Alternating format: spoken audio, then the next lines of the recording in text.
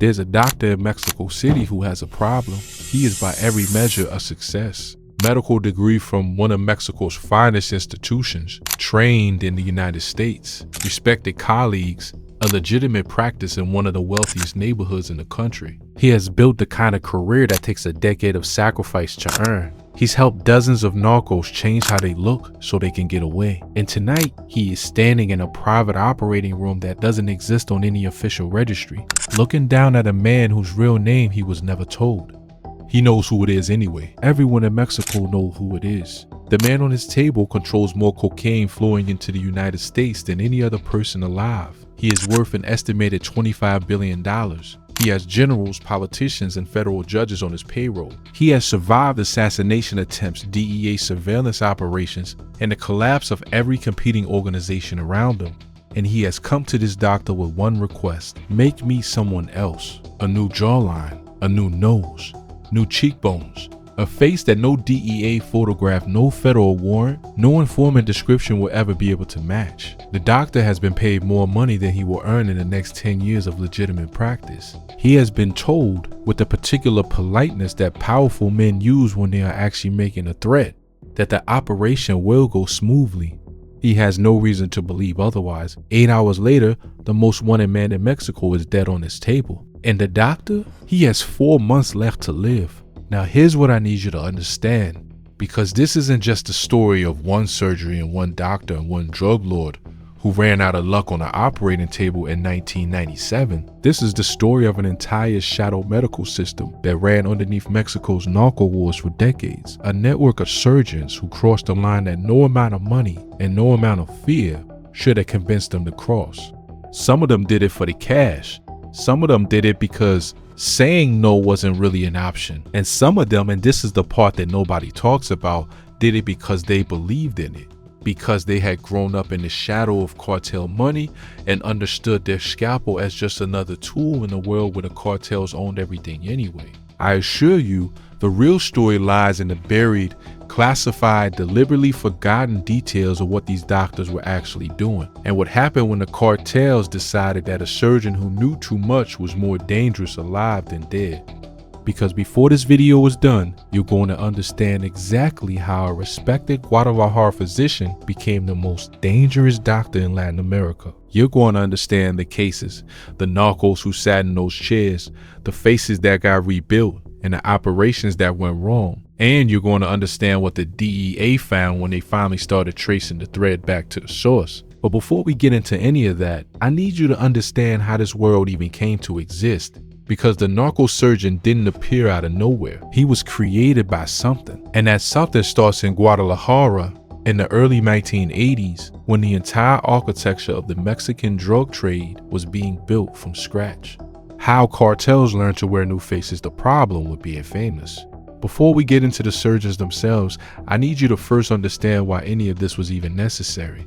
Because on the surface, it seems almost absurd, right? You're a drug lord. You have an army. You have corrupt officials protecting you at every level of government. Why would you ever need plastic surgery? Well, here's where things get interesting. By the mid-1980s, the US and Mexican governments had fundamentally changed how they hunted cartel figures. It wasn't just about seizing drug shipments anymore. The DEA had begun building something far more dangerous to the cartels, a facial recognition and biometric intelligence infrastructure that made being known one of the most lethal liabilities a narco could have. Think about what that means, practically. The moment your face appears in a DEA file, and these files were comprehensive, pulling from informants, surveillance photos, airport footage, and intercepted communications, you become a target that never stops being hunted. You can change your name, you can change your location, you can bribe every official between you and a prison cell, but you cannot change your face. Or at least, that was the assumption. Now, while all this was going on in the intelligence world, Mexico's drug trade was undergoing its own seismic transformation. The late 1980s saw the collapse of the Colombian Medellin cartel's direct U.S. smuggling routes, and Mexican organizations rushed to fill that vacuum. Suddenly, groups that had been marijuana middlemen were handling hundreds of tons of cocaine. The money became incomprehensible, and with incomprehensible money came incomprehensible risk. By 1990, the DEA's most wanted list for Mexican nationals read like a who's who of men who controlled entire states, owned fleets of aircraft, and had never once appeared in the newspaper photograph by choice. These were men who understood at a bone-deep level that anonymity was their greatest weapon, but anonymity has a shelf life. Informants talk, surveillance improves, and eventually, even the most careful narco leaves a trail that leads back to a face. That's when someone, and nobody has ever been able to pin down exactly who first had this idea in the Mexican context, realized that the problem of a recognizable face was in fact a medical problem. And medical problems have medical solutions. The surgeons nobody warned you about now, here's something no one actually talks about. The surgeons who ended up serving the cartels weren't back alley butchers. They weren't disgraced doctors who lost their licenses. Many of them were genuinely talented, genuinely respected medical professionals operating in one of Latin America's most competitive surgical markets. Guadalajara specifically had developed by the 1980s and 1990s into a significant hub for plastic and reconstructive surgery. The city was home to some of Mexico's finest medical institutions, and its surgeons had trained at hospitals across Mexico City, the United States, and Europe. Its plastic surgery community was tight-knit, professional, and on paper at least, entirely legitimate. But Guadalajara was also at the same time the birthplace and operational center of what would become Mexico's most powerful early cartel. That's not a coincidence. That's geography. That's economics. That's the reality of what happens when extraordinary wealth and extraordinary desperation exist in the same city, and the walls between the legitimate world and the criminal one are thinner than anyone wants to admit. The cartel didn't need to build some elaborate coercion network. All they needed to do was make an offer that was almost impossible to refuse, and in an environment where cartel violence meant that refusal itself came with consequences, the word offer gets complicated very quickly. A surgeon performing standard cosmetic procedures in the 1990s might earn a comfortable living. A surgeon performing those same procedures on a cartel lieutenant in total secrecy with no records and no questions asked could earn in a single operation what would otherwise take years. And if they said no, well, that's where it gets dark. The Guadalajara cartel, ground zero. To understand why Guadalajara specifically became the epicenter of this story, I need you to understand what was happening there in the early 1980s. Because Guadalajara wasn't just a city, it was for a critical period in Mexican narco history, the capital of the entire drug trade. The Guadalajara cartel, operating in Western Mexico through the early to mid 1980s, was the prototype for everything that came after. It was the organization that first demonstrated how Mexican traffickers could operate at a genuinely national scale, combining political corruption, military protection, and business sophistication in ways that the DEA had never encountered before. The key figures were men like Miguel Angel Felix Gallardo, El Padrino, the Godfather, along with Rafael Caro Quintero and Ernesto Fonseca Carrillo, known as Don Neto. These weren't street-level criminals. These were strategic operators who understood that the drug trade at its highest level was fundamentally a logistics and corruption business. And it was within this organization that a young man from Sinaloa named Amado Carrillo Fuentes began his education in the narco world, learning at the feet of his uncle, Ernesto Fonseca Carrillo, the very mechanics of how a drug empire actually functions. Now here's where things get interesting, and this detail matters for everything that comes later. The Guadalajara cartel's eventual collapse in 1985, triggered by the kidnapping and murder of DEA agent Enrique Kiki Camarena, didn't destroy the organization so much as it scattered it. Felix Gallardo was eventually arrested. The cartel fractured into regional successors: the Tijuana cartel, the Sinaloa cartel, the Juarez cartel.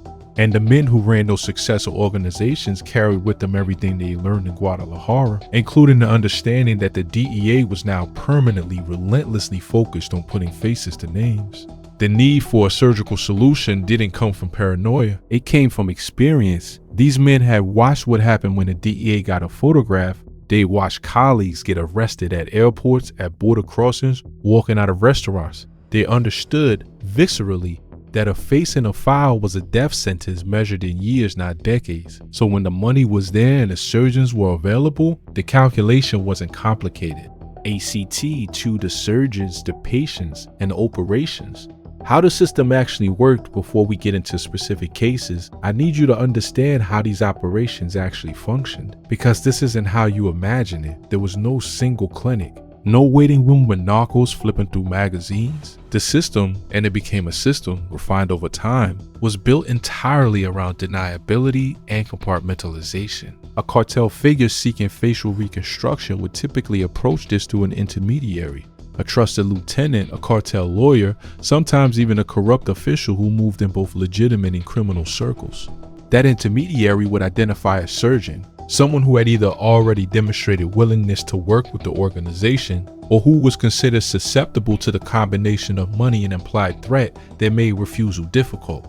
The surgeon would be brought in under conditions designed to ensure silence. Sometimes the location was a legitimate private hospital where the surgeon had operating privileges and where a patient checking in under a false name wouldn't immediately raise flags. Sometimes, especially for high-profile subjects, the operation was performed in entirely private settings, rented facilities, modified safe houses, locations that could be scrubbed clean of evidence afterward. The patient arrived with a false identity. The records, if records were kept at all, reflected that false identity. The surgical team was kept as small as possible, and everyone involved understood without it needing to be stated explicitly that what happened in that room stayed in that room.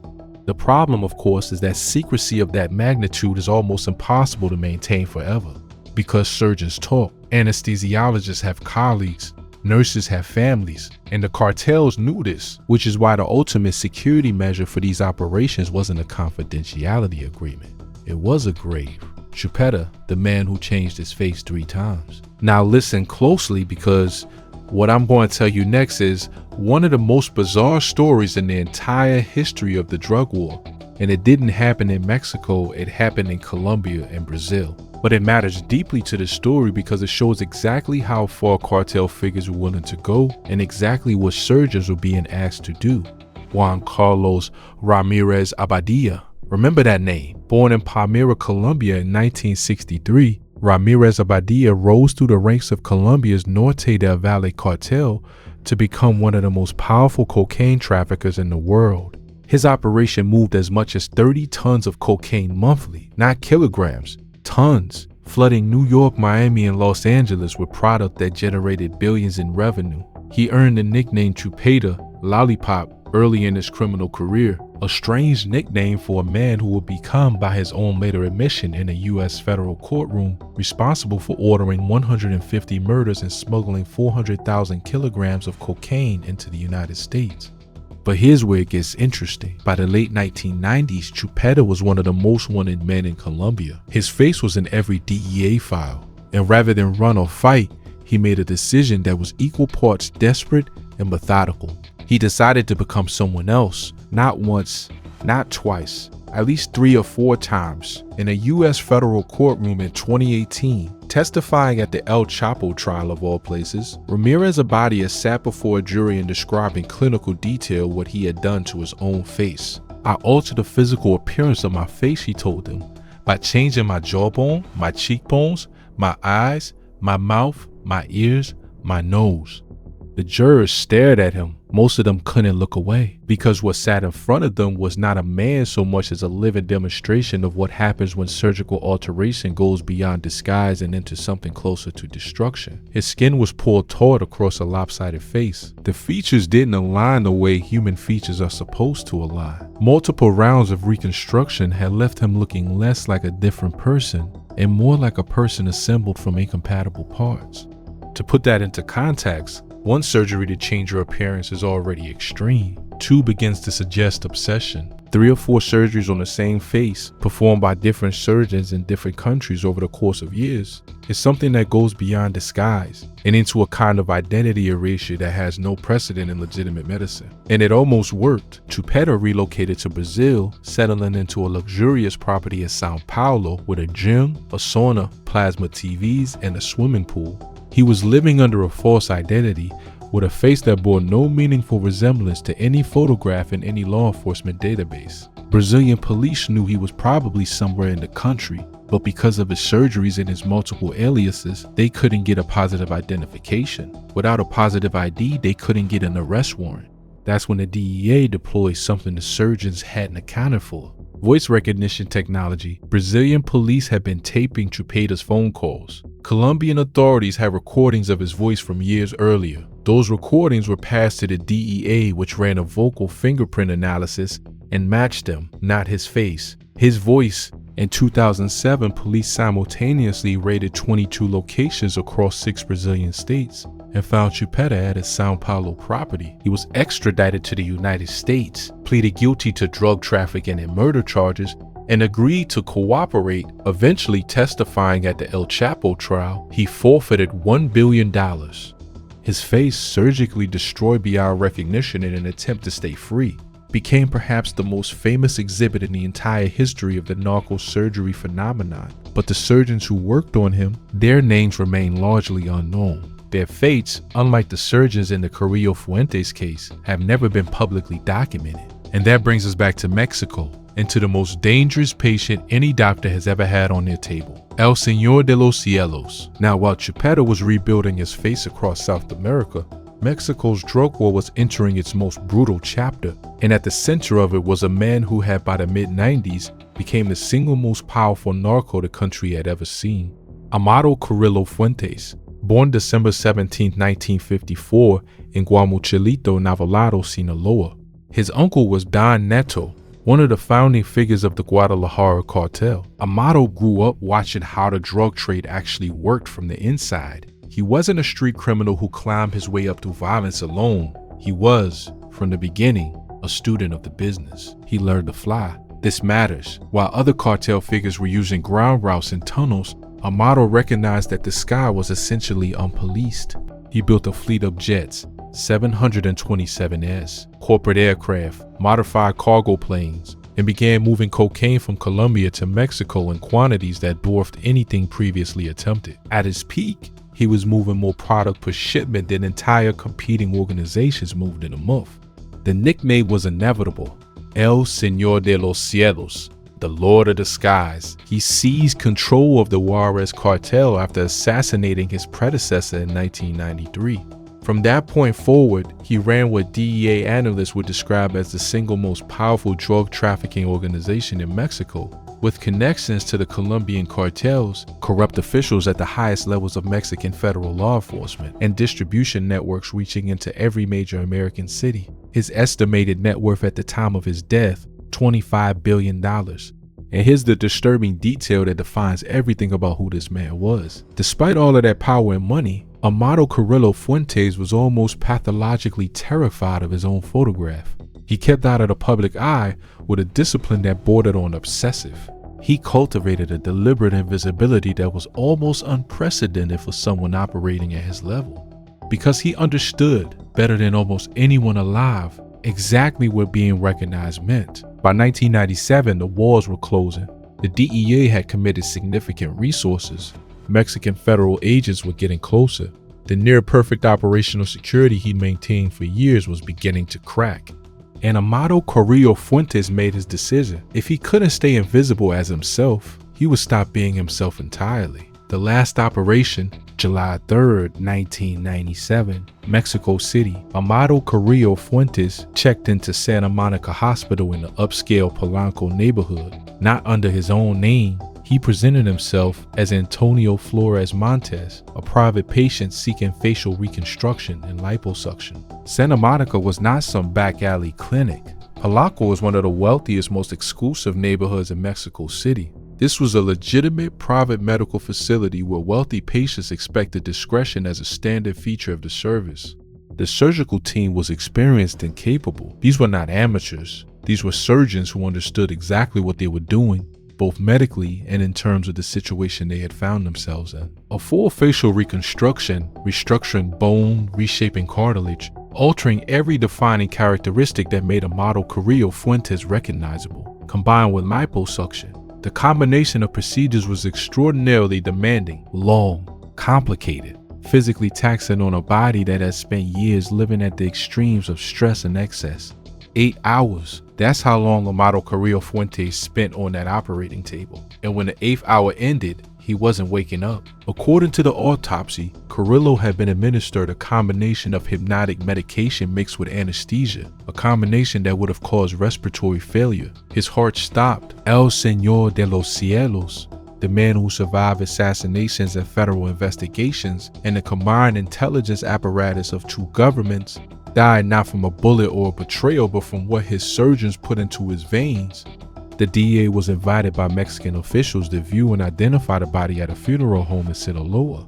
DEA Administrator Thomas A. Constantine confirmed the death publicly on July 7, 1997. The body was almost unrecognizable, not because the surgery had worked, but because death and 8 hours of physical trauma had left Carrillo's face swollen, discolored, and destroyed beyond what any photograph could prepare anyone for. Journalists who witnessed the identification described it as one of the most disturbing press events in the history of Mexican crime reporting. A cruel irony for a man who had spent his entire criminal career ensuring there were as few images of his face as possible. What really happened on that table? Now here's the part that might actually interest you, because the official story, botched surgery, tragic complications, wrong medication combination, was immediately questioned by everyone who knew anything about how the Juarez cartel operated. You see, cartels of this sophistication don't make careless decisions about something this important. The surgical team wasn't selected randomly. The hospital wasn't chosen by accident. Every detail of protecting and transforming the face of the most powerful drug lord in Mexico would have been planned, vetted, and controlled with the same ruthless precision that Carrillo Fuentes applied to every other aspect of his organization.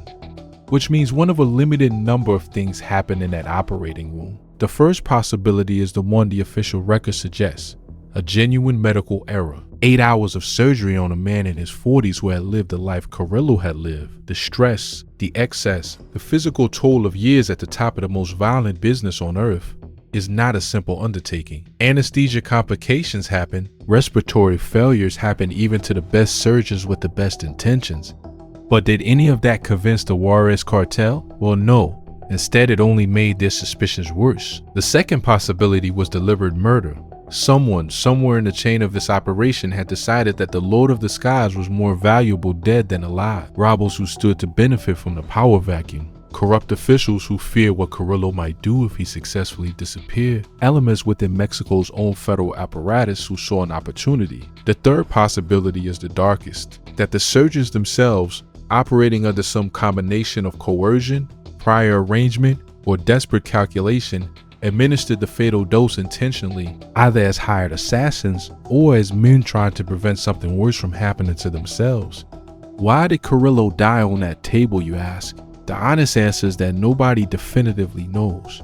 And that ambiguity, that unresolvable uncertainty about whether this was accident or murder, is precisely what made what happened next so inevitable. November 1997, 4 months after Amado Carrillo Fuentes died on that table in Polanco. On a Sunday, on a highway between Mexico City and Acapulco, Mexican federal authorities came across something that stopped them cold. 3 sealed drums on the side of the road. The smell was what gave it away first. Even sealed, even in open air, what was inside those containers had been making itself known in the way that only one thing makes itself known. The authorities opened the first drum. A man, or what had been a man.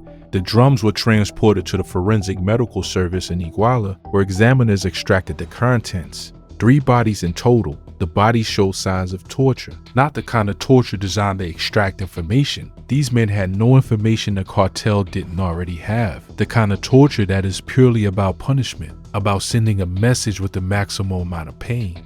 All 3 men had been part of the surgical team at Santa Monica Hospital. All 3 had been in the operating room during the 8 hours that ended Amado Carrillo Fuentes' life. They had been encased in concrete inside 66-gallon oil drums, driven to a highway, and left where they would eventually be found. The cartel had concluded its own investigation, and whatever verdict it reached, murder, negligence, betrayal, the sentence for the surgical team was identical. Nobody was ever charged with the doctor's murders, no arrests, no prosecution. The case, like so many cases involving cartel violence in 1990s Mexico, generated documentation and then silence.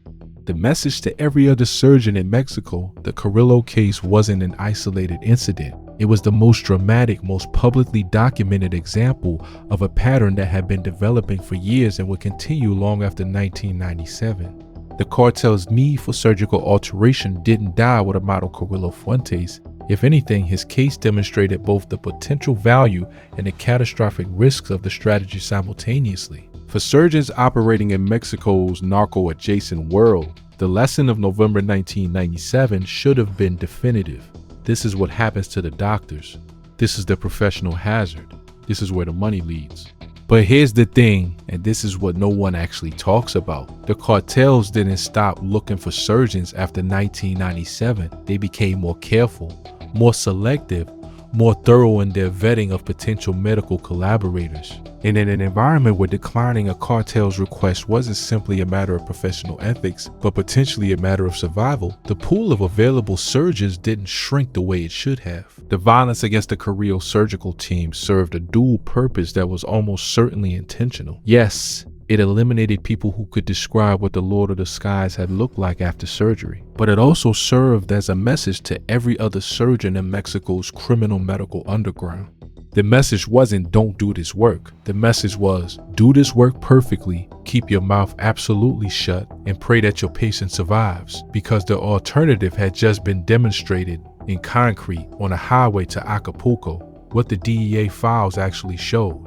According to multiple sources and investigative records that have become available in the years since, the DEA's approach to the narco surgery phenomenon underwent a significant transformation after Carrillo's death. Before 1997, surgical alteration as a cartel evasion strategy was known, but treated as relatively marginal. In extreme measure, only the most paranoid or most wanted figures would resort to. After 1997, it moved to the center of how the DEA thought about identifying and tracking major cartel figures. But here's something no one actually talks about. The surgical records themselves, when they could be found, became one of the most valuable intelligence assets the DEA could obtain. Because a surgeon performing facial reconstruction doesn't just cut and sew. They document preoperative photographs, surgical plans, implant specifications, postoperative imaging. The paper trail of a full facial reconstruction contains, almost by definition, the most comprehensive record of what a person's face looked like before and after the procedure. When the DEA and Mexican federal authorities raided locations connected to cartel surgical operations, and these raids did happen, though rarely with the public documentation that surrounded drug seizures, what they were looking for wasn't drugs or weapons, it was photographs, measurements, the clinical record of transformation. A surgical file on a cartel figure was, in intelligence terms, worth more than almost any other single document. It told you what the target used to look like, what they probably look like now, and the specific modifications made, the jawline adjusted by this many millimeters, the nasal bridge reduced by this much. That could be worked backward from new surveillance photographs to confirm identity. The cartels understood this completely, which is why the absolute first priority after any cartel surgical procedure was the total destruction of every record that the operation had ever taken place. The surgeons who kept records, even ones locked away, even ones they believed were perfectly hidden, were the most dangerous surgeons from the cartel's perspective, because records were leverage, records were evidence, and evidence in the right hands was a death sentence. The network nobody named. Few areas of narco history have been as deliberately obscured as the medical underground that served Mexico's cartels through the 1980s, 1990s, and into the 2000s, but based on what has been documented through court testimony, journalistic investigation, and occasional DEA disclosures, the outline of how it functioned becomes clear. It wasn't one surgeon, it wasn't one clinic. It was a loose, informal network of medical professionals who had at various points and for various reasons stepped across the line between legitimate medicine and cartel service. Some were motivated primarily by money. A surgeon who charged a wealthy legitimate patient tens of thousands of pesos for a facial reconstruction could charge a cartel figure 10 or 20 times that, in cash untraceable, with no tax implications and no professional oversight. Some were coerced. The cartel's approach to professional recruitment was rarely purely financial. An initial request framed as an offer, a refusal followed by a more explicit indication of what refusal would mean for the surgeon, their family, their practice. In this environment, the line between voluntary participation and coercion is at minimum blurry.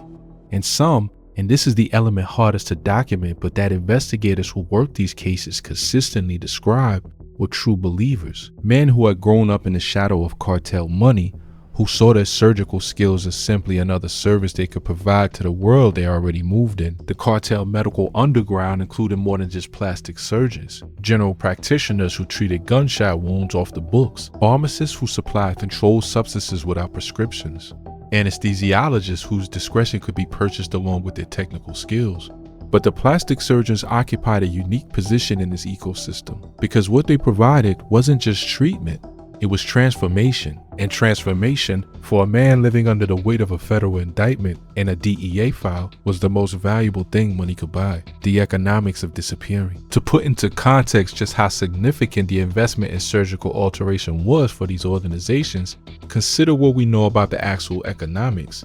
Chupeta, by his own account, spent years on the run undergoing multiple procedures in multiple countries. Each surgery represented not just a surgical fee, but an entire operational apparatus.